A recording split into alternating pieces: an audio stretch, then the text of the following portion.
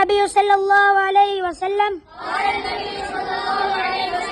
الطاعم الشاكر مثل الصائم الصابر. حضور علیہ السلام نے فرمایا کھانا کھا کر شکر ادا کرنے والا روزہ رکھ کر صبر کرنے والے کی طرح ہے. یہ اللہ تعالیٰ کا بہت بڑا فضل ہے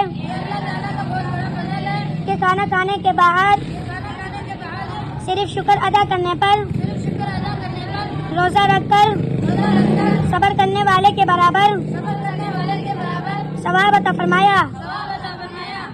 اللہ تعالیٰ ہم سب کو اس حدیث مبارکہ پر عمل کرنے کی توفیق عطا فرمائے. یا مقلب القلوب ثبت قلوبنا